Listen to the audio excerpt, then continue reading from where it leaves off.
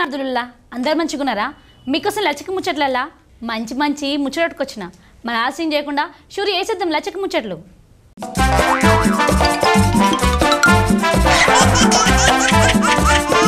ఈ ఏడాది కింద మధ్యప్రదేశ్లో బిడ్డ కులంగానుని లగ్గం చేసుకున్నదని ఆ పిల్లకు గుండు కొట్టించిండు కదా తండ్రి.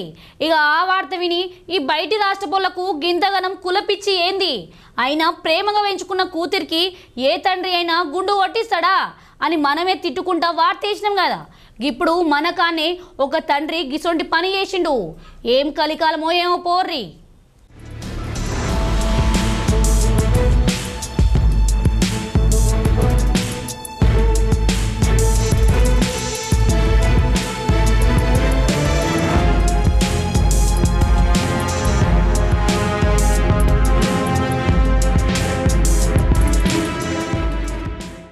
బిడ్డ మీద ప్రేమ కంటే మంది చెప్పిన మంత్రాల మీదనే నమ్మకం పెట్టుకున్నాడు జగిత్యాల జిల్లాలో ఉండే ఈ బుజ్జమ్మ తండ్రి.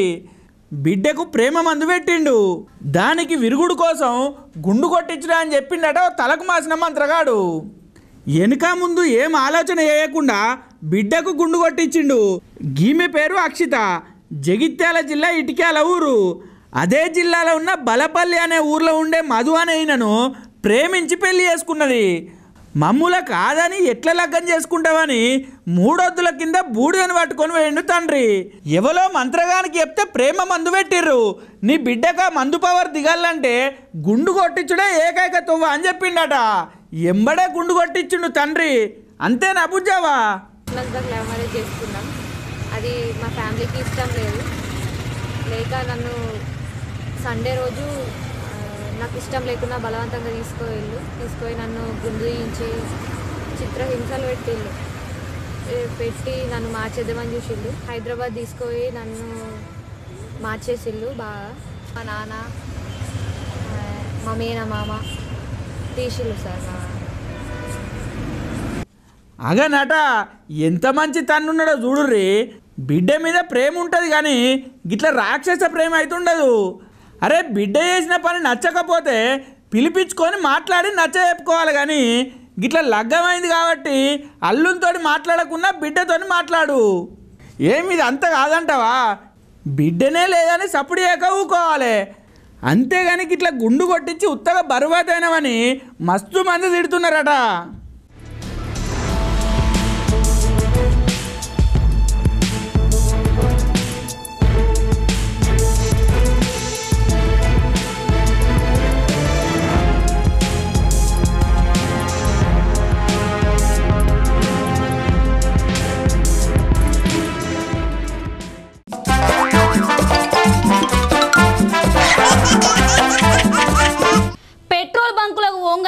నూరు నోటిచ్చి దిక్కులు చూస్తారు కొందరు.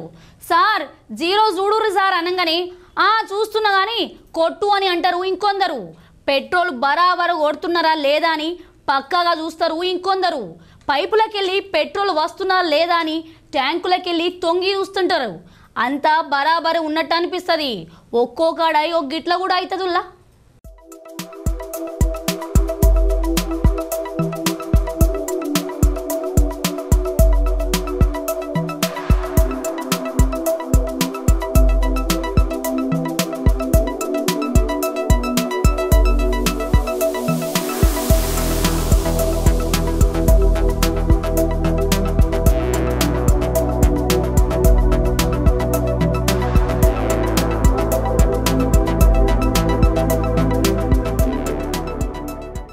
మీటర్ బరాబరి చూపెడుతుంది, పైకం బరాబరిస్తాం కానీ బండినే నడిమిట్లా ఆగిపోతుంది. ఖతర్నాక్ ఆలోచన చేసిర్రు. మళ్ళా కళ్ళకు కనబడది, మోసం ఏర్పడది. లోపట్నే చిప్పు పెట్టిర్రు ముద్దుగా, మీద రీడింగ్ కరెక్ట్గానే పడుతుంది. పెట్రోల్ తక్కువనే వస్తుంది. 5 లీటర్లు కొట్టిస్తే 4 లీటర్ల ట్యాంకులో పడుతుంది. అర లీటర్ పైకం ఉత్త పుణ్యానికి ఇవ్వాల్సిందే. హైదరాబాద్ శివార్ రాజేంద్ర నగర్లో ఉన్న ఈ బంకుల ఎప్పుడు కొట్టించినా కానీ తక్కువ పెట్రోల్ వేస్తుందట. కొందరికి డౌట్ వచ్చి ట్యాంకులు ఉన్న పెట్రోల్ తీసి చూస్తే బంకోళ్ళ భాగోతం బయటపడ్డది. ఎంబటే కొలతలు చూసే ఆఫీసర్లకు ఫోన్ కొట్టిళ్ళు. సారోళ్ళు వచ్చి డబ్బా ఇప్పి లోపల మిషన్ ఉడవికి చూస్తే ముద్దుగా షిప్ ఫిడ్ చేసి ఉన్నది. బంకు సీజ్ చేసి కేసు రాసిళ్ళు. ఎప్పటి సంది నెత్తులు కొరుగుతాల్లో ఎందరిని ముంచి పాడైర్రో.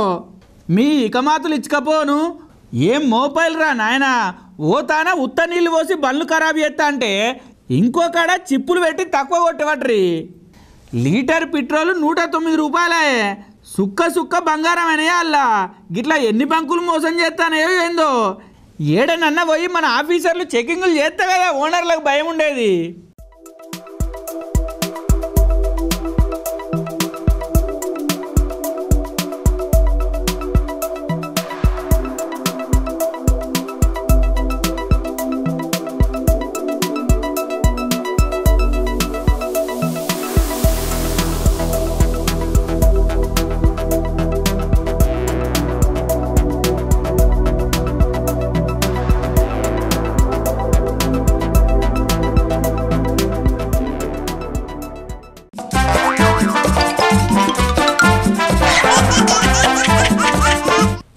జల్దీన మనం కరీంనగర్ పోదాముల్లా అక్కడి పోలీసు వాళ్ళు మస్తు బాధతో ఉన్నానుల్లా మస్తుగా రంది పెట్టుకున్నారు వాళ్ళకు ఆపదల సాయం ఉన్నోళ్ళు జీవిడిచిరట వాళ్ళని తలుచుకుంటా మస్తు ఏడుస్తున్నారు మరి మనం కూడా పోయి నివాళులు ఇచ్చి మళ్ళీ వద్దాం పారి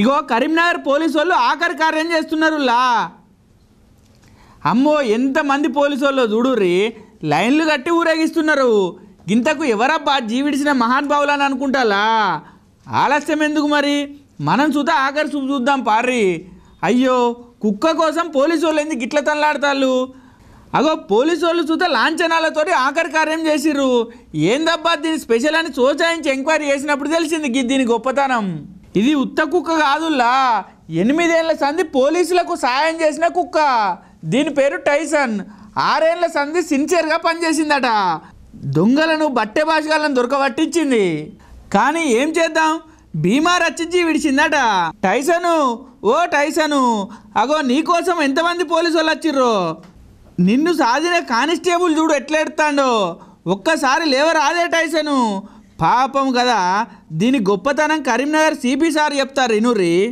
ప్రధానమంత్రి ముఖ్యమంత్రి రాష్ట్రపతి గవర్నర్ అనేక విఐపీల బందోబస్తుల్లో స్నిఫర్ డాగ్గా పనిచేయడంతో పాటు ఎక్కడ ఏదైనా పెద్ద బందోబస్తులు ఉండి ఎవరైనా టెర్రరిస్టులు థ్రెట్ ఉన్న థ్రెట్ కాల్స్ కానీ అనేక సందర్భాల్లో అనేక ప్రాంతాల్లో కంటిన్యూస్గా 6 సంవత్సరాలు ఇది పనిచేసి అనేక కేసుల్ని బయట తీసుకురావడంతో పాటు ఎంతో ప్రివెంటివ్ యాక్షన్గా పనిచేస్తూ పోలీసులతో ధీటుగా ఉండి చాలా మార్గదర్శకంగా ఉండి ఎంతో యాక్టివ్గా ఎనర్జెటిక్గా డిసిప్లైన్డ్గా ఉండి ఎనలేని సేవలు అందించి కీర్తి ప్రతిష్టలు తెచ్చిపెట్టిన డాగ్ దాని పేరు టైసన్ అప్రతిహతంగా 6 ఇయర్స్ అంటే 6 నెలల వయసు నుంచి మరణించే వరకు చాలా విశిష్టమైన సేవలు అందించి అది చనిపోవడంతో ఒక రకంగా ఒక కెనైన్ డాగ్ స్క్వాడే కాదు ఎంటైర్ కమిషనరేట్లోని హెడ్ క్వార్టర్స్ శోకసంద్రంలో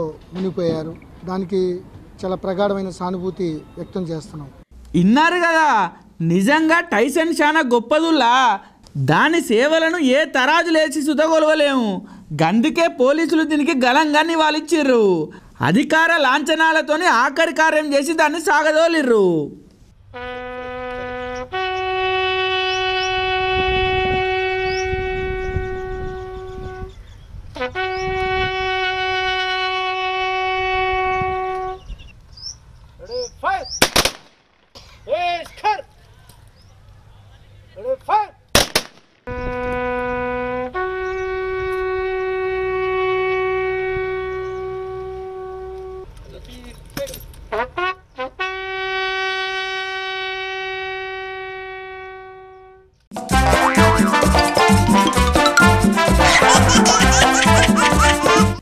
సర్కారే వైలిస్తుంది సర్కారే బట్టలు ఇస్తుంది సర్కారే పొద్దుటిలి బువ్వ పెడుతుంది, అన్ని సర్కారే చూసుకుంటుంది. పోరగాళ్ళు ఉత్తగా పోయి ఏక్ నంబర్ బంగులల్లో కూకొని సార్లు మేడాలు చెప్పే పాఠాలిని ఆఖర్లా బుత్తంతసేపు ఆడుకొని ఇంటికి పోవడే. ఇగో గిట్లుంటాయి మన లీడర్లు చెప్పే మాటలు. కానీ నియానికి ఈ స్కూళ్ళ పరిస్థితి ఎట్లున్నదో చూడుర్రి.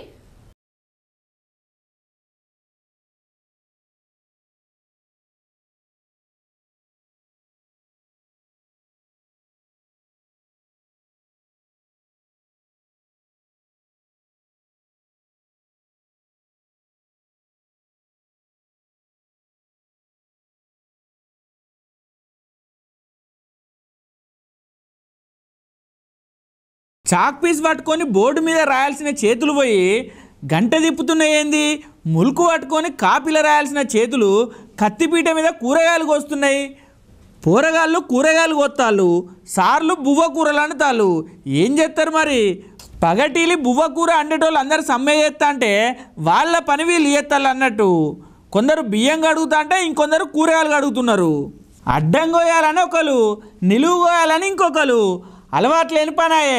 జీతాలు పెంచాలి, పర్మనెంట్ చేయాలని 20 రోజుల కాడ నుంచి సమ్మె చేస్తున్నా పట్టించుకోపోయే వరకు ఇలా వంటలు ఇట్లా బంద్ పెట్టిర్రు అన్నట్టు.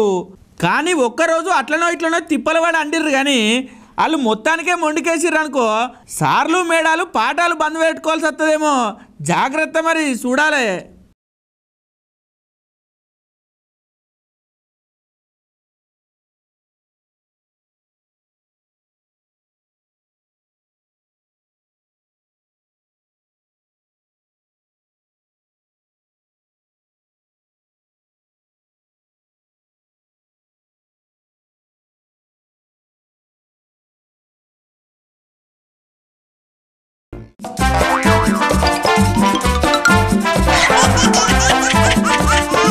గురువారం నాడు ఎంపీ అరవింద్ అన్న ఎమ్మెల్సీ కవితక్క కాంగ్రెస్ పార్టీలో వస్తా అని ఫోన్ చేసి చెప్పిందని అన్నాడు కదా. అయితే ఇలా కవితక్క ప్రెస్ మీట్ పెట్టి కాంగ్రెస్ పార్టీ కాదు, ఇంకో పార్టీ కాదు, నా బతుకు నా పుట్టుక తెలంగాణనే, గసొంటిది తెలంగాణ పేరు లేని తెలంగాణ వాసన లేని పార్టీలతోని నాకు ఏం అక్కరన్నది కవితక్క. అక్క ఇంకా ఏమన్నది వినలి చెప్తా ఉన్నా. కాంగ్రెస్ పార్టీ కాదు, ఇంకో పార్టీ కాదు, నా బతుకు నా పుట్టుక తెలంగాణ. తెలంగాణ పేరు లేని తెలంగాణ వాసన లేని పార్టీలతో నాకేం సంబంధం ఉంటుంది? నాకెందుకు? నీకేం పని? కాంగ్రెస్ సెక్రటరీ నీకెందుకు చెప్తాడు? నువ్వు నా మీద ఎట్లా చెప్తాడు ఆయన నీకు? అంటే నువ్వు ఎన్నికలలో వాళ్ళకి పైసలు ఇచ్చినావు కాబట్టి, ఎన్నికలలో కాంగ్రెస్ పార్టీ నువ్వు కలిసి పనిచేసారు కాబట్టి, నిజామాబాద్ జిల్లాలో ఏ చిన్న నాయకుడిని అడిగినా చెప్తారు కంప్లీట్లీ సరెండర్డ్ కాంగ్రెస్ పార్టీ అక్కడ ఎన్నికలలో. కాబట్టి ఇవాళ అరవింద్ అనేటోడు ఇవాళ పార్లమెంట్కి పోయాడు. మా నిజామాబాద్ ప్రజల కర్మ, దురదృష్టం, మన తెలంగాణ ప్రజల దురదృష్టం. నేను ఇవాళ ఒకటే మాట చెప్తా ఉన్నా, కాంగ్రెస్ పార్టీ కాదు, ఇంకో పార్టీ కాదు, నా బతుకు నా పుట్టుక తెలంగాణ. తెలంగాణ పేరు లేని తెలంగాణ వాసన లేని పార్టీలతో నాకేం సంబంధం ఉంటుంది? నాకెందుకు ఉంటుంది? ఇటువంటి పిచ్చి పిచ్చి మాటలు మాట్లాడి ప్రజల మీద ఏదో కన్ఫ్యూజన్ క్రియేట్ చేయాలి, నా మీద ఏదో అబండాలు వేయాలని చెప్పి ఎంపీ అరవింద్ ప్రయత్నం చేస్తే, నేను ఇంతవరకు 2006లో నేను ఇంట్లోకి వెళ్ళి బయటకు వచ్చి ప్రజా జీవితంలోకి వచ్చినా అంటే 2006 నుంచి 2022 వరకు ఏ ఒక్క వ్యక్తిని కూడా నేను పర్సనల్గా తిట్టలేదు. ఎప్పుడు ఇష్యూ మీదనే మాట్లాడినాను. చాలాసార్లు విలేకరులు మిత్రులు అడుగుతారు, కొద్దిగా టెంప్టింగ్, అక్క ఇట్లా మాట్లాడు అట్లా మాట్లాడాలి. నేను ఒకటే చెప్పిన, ఇష్యూ మీద మాట్లాడతా బ్రదర్, నేను వ్యక్తుల మీద మాట్లాడాలి. కానీ వాళ్ళ వ్యక్తి మీద వ్యక్తిగతంగా చెప్తున్నా నేను. అరవింద్ గుర్తుపెట్టుకో, ఇంకోసారి నా గురించి పిచ్చి పిచ్చిగా మాట్లాడితే నిజామాబాద్ చౌరస్తాలో చెప్పుతో కొడతా, మామూలు కూడా కాదు. తమాషాలు అవుతున్నాయా చూస్తూ ఊరుకుంటుంటే? భాష లేదు, పద్ధతి లేదు, మాట లేదు, మంతి లేదు, కేసీఆర్ గారు గౌరవం లేదు, ఇంకోరు లేదు. ఏం చేసినావు? నీ కాంట్రిబ్యూషన్ ఏముంది తెలంగాణకి? ఎందుకోసం మాట్లాడుతున్నావు ఇట్లా? ఎవరి మీద పడితే వాళ్ళ మీద ఎంత పడితే అంత మాట మాట్లాడితే చూస్తూ ఊరుకుంటావు అనుకుంటున్నావా? బిడ్డ చెప్తున్నా, ఎక్కడికి పోతావో ఎన్నికలలో పో, ఎంటబడి ఓడిస్తా నిన్ను. అదేవిధంగా ఇట్లా మాట్లాడినావు అనుకో, మామూలుగా దన్నం పట్టుకొని తంతం బిడ్డ, ఎక్కడికి పోతా అక్కడ. తమాషాలు అవుతున్నాయి చూస్తూ ఊరుకుంటుండే. రాజకీయం జై, ఇట్లా పిచ్చేషాలు వేయకు. ఇంకొకసారి మాటలు రావనుకోకు. వచ్చు, మర్యాద ఉండాలి పాలిటిక్స్ లా, దిగజారొద్దు. ఒక ఆడబిడ్డతో ఇవాళ ఇంత మాట అనిపించుకున్నావు అంటే ఈ రాష్ట్రంలో రాజకీయాలను భ్రష్టు పట్టిస్తున్నావు అని అర్థమైంది కాబట్టి ఇది చెప్పడానికి వచ్చిన.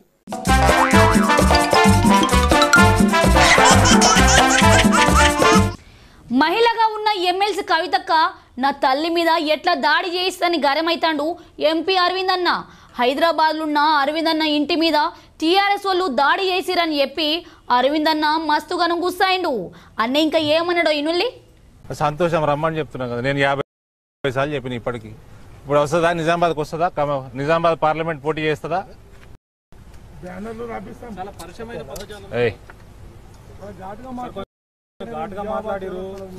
ఏం సరే ఏం ఘాటుగా మాట్లాడినా? నిజామాబాద్ చౌరస్తాలో ఆమె నా ఎంబడి నన్ను ఓడిస్తా అంటే నేను వెల్కమ్ చేస్తున్నా, రండి కొట్లాడదాము. నేను 50 సార్లు చెప్పిన కొట్లాడు. ఇప్పటికన్నా ఫైనలా మళ్ళీ మాట మార్చుకుంటుందా?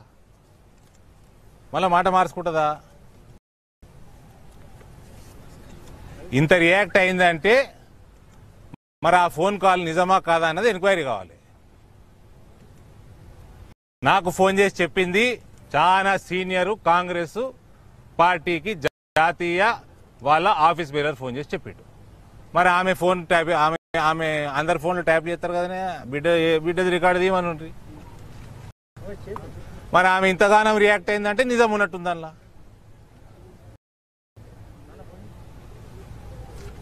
ఇప్పుడు first I don't want to get in to all this. First నా తల్లిగారిని ఇంట్లో ఉండంగా భయపెట్టించి, మహిళలు ఉన్నారు, అందరూ వేరే మహిళలు ఉన్నారు, వాళ్ళని కొట్టి, దేవుడి పటాలు ధ్వంసం చేసి, టేబుల్ వాళ్ళకు కొట్టి, కారద్దాల వాళ్ళకు కొట్టి, ఇంట్లో కిటికీలు వాళ్ళకు కొట్టి, అంటే ఇది ఏందన్నట్టు? నీ ప్రగతి భవన్ చేసినవా?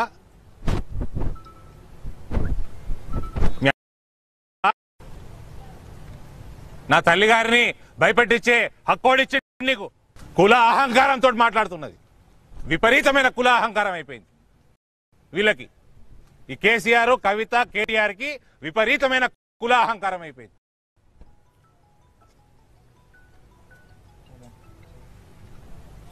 ఇది కుల అహంకారం తప్ప ఇంకేం కాదు. ఇది నిలబడమారా, నిలబడొచ్చి ఏం మాట్లాడుతున్నావు? ఎవరిని బెదిరిస్తున్నావు? Come and contest in 2024 again. ఎవరు తల్లిని అటాక్ చేసి హక్కు ఇచ్చింది నీకు?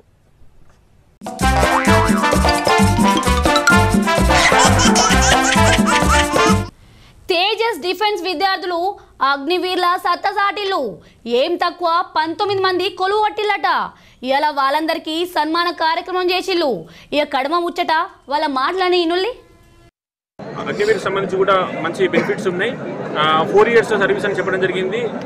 ఎవరైతే ఎలిజిబిలిటీ ఉన్నారో వారికి సర్వీస్లో రిమార్క్ లేని వాళ్ళని ప్లస్ 15 years ఎక్స్టెన్షన్ చేసి 25% ఎంప్లాయీస్ని రెగ్యులర్ చేసే అవకాశం ఉంది.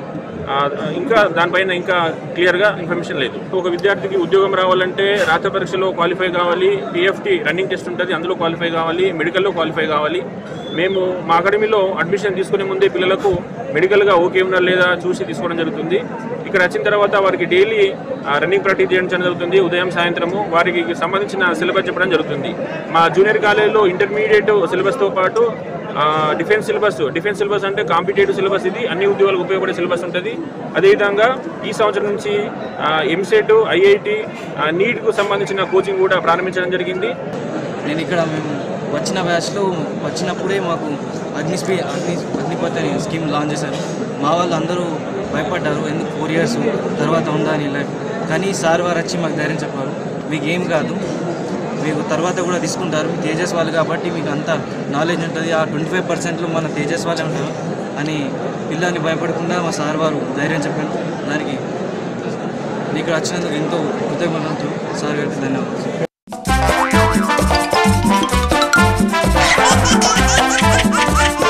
సీఎం కేసీఆర్ మీద మల్లోపారి గరమైంది వైఎస్ షర్మిలక్క. తెలంగాణలో సీఎం కేసీఆర్ సారు చేసిందేమీ లేదని మండివాడది. గట్లని ఈటల రాజేంద్రన్నకు బీజేపీలో పోవాల్సిన అక్కర ఏం వచ్చిందని అంటాంది అక్క ఇంకా ఏమన్నదంటే, నిజంగానే ఈటల రాజేంద్రకు నిజాయితీ ఉంటే, నిజంగానే ఈటల రాజేంద్ర అవినీతి చేయకపోతే ఇప్పటికైనా ఒక్క వైఎస్ఆర్ తెలంగాణ పార్టీ మాత్రమే కేసీఆర్ అవినీతి మీద మాట్లాడుతుంది. మీరు కూడా పార్టీలకు అతీతంగా మాతో చేతులు కలిపి కేసీఆర్ గారు అవినీతి మీద మాట్లాడాలని, నోరు విప్పాలని ఈటల రాజేంద్రకు సవాలు విసురుతుంది వైఎస్ఆర్ తెలంగాణ పార్టీ. ఇక బండి సంజయ్ ఇక మీ ఎమ్మెల్యే మీ ఎంపీ ఎవరు? బండి సంజయ్ మీ ఎంపీ గారు. ఏమన్నాడు ఈ బండి సంజయ్? ఏమన్నాడమ్మా బండి సంజయ్? ఒక కార్పొరేటర్ ఒక వార్డుకు కార్పొరేటర్గా ఉన్న వ్యక్తి నా భార్య పుస్తలు అమ్ముకొని నేను ఎలక్షన్ చేశాను, నేను గెలిచాను అని చెప్పుకున్న వాడు కదా బండి సంజయ్. మరి ఇప్పుడు 100 కోట్లు ఎలా సంపాదించాడు తల్లి? 100 కోట్లు ఆస్తులు సంపాదించారు కదా. కరీంనగర్లో, హైదరాబాద్లో ఎక్కడ చూసినా ఆస్తులున్నాయే, బంగ్లాలున్నాయే. మరి ఈ 100 కోట్ల ఆస్తులు ఎక్కడి నుంచి వచ్చినాయి బండి సంజయ్ అని అడుగుతున్నాం. మీకు అసలు ప్రజల పక్షాన నిలబడడం ఏ రోజైనా చేతనైందా బండి సంజయ్ అని అడుగుతున్నాం.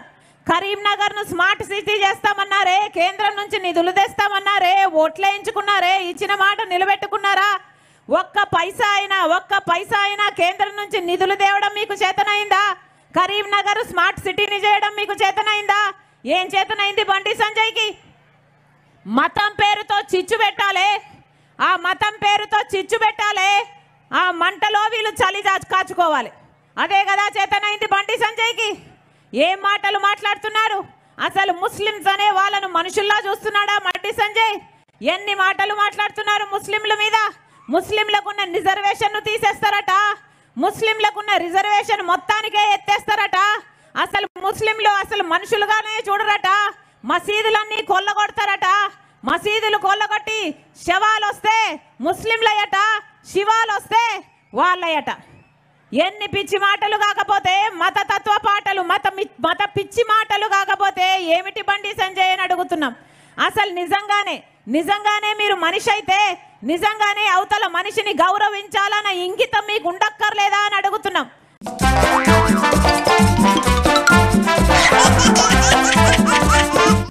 చూసిలే కదా గివ్వి మరి ఈ ఆడు లచ్చక ముచ్చట్లు. ఇంకిన్ని ముచ్చట్లతో మళ్ళీ కలుస్తా అంతనుకుంటా మరి.